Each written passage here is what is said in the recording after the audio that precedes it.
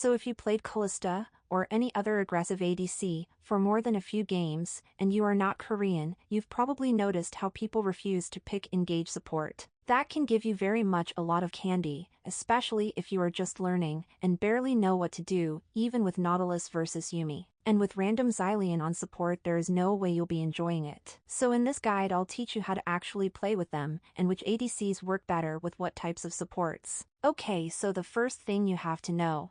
Fuck them, dodge the lobby, find yourself a duo, and force them to play with you while you int. That's all, thanks, bye. Okay, I'll be for real now. First things first, you need to learn how to play best case scenario, so you know your limits and can actually be useful. Playing with engaged supports is simple as long as they have a working keyboard and monitor turned on. Most of the time you can cheese enemy level 1 and get either a free kill or lane prio. And if for whatever reason you can't do it, you just wait for level 2 or 3 so you can actually fight. But the mistake many people do with that is they have absolutely no patience and they are constantly trying to fight. Now look me in the eyes and tell me, what the fuck can you actually do when either you or your support lose half HP just so you could attack enemy once, or you wanted to get a single minion? Yeah, that's what I thought. So next time remember that HP is more important in the early game than anything else. And now that your support can actually do something, play fucking aggressive. Just spam ping that you wanna all in and hope your support will actually listen one day. You need to constantly look for all-ins. To do that the best you should always try and freeze the wave on your side, preferably over here. It will force enemies to walk up a lot closer, making them free food for you. And if somehow they can deny you the freeze, you can always roam together with your support, or you can stack up the wave and look for a dive opportunity.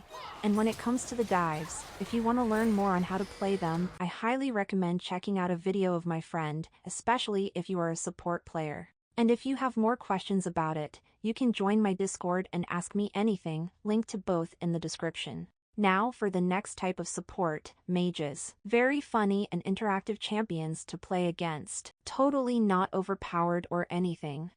Aw wait, we are talking support. Well, it's just as annoying, but most people are stupid enough to brainlessly die when playing it, so at least that.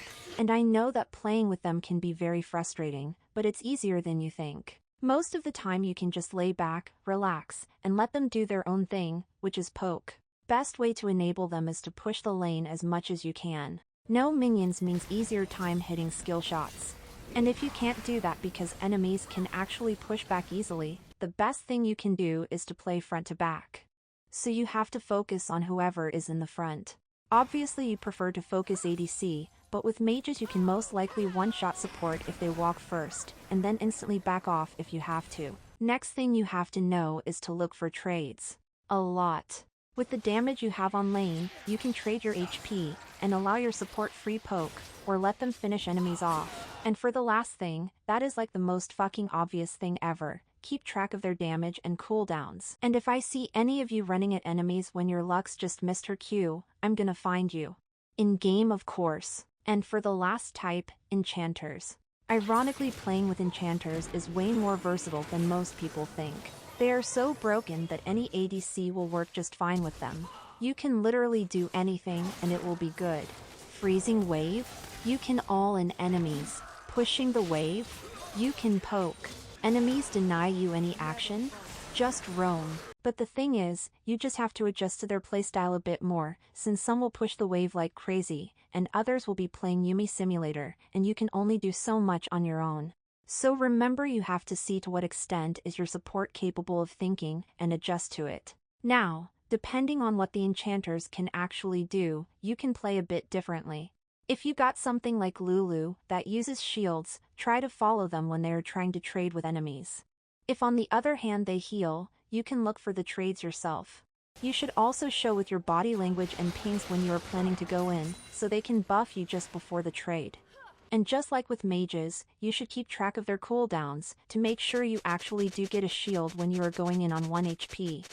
Okay, I know it all sounds like a perfect scenario, where your support actually does know what they are doing, but that's the whole point.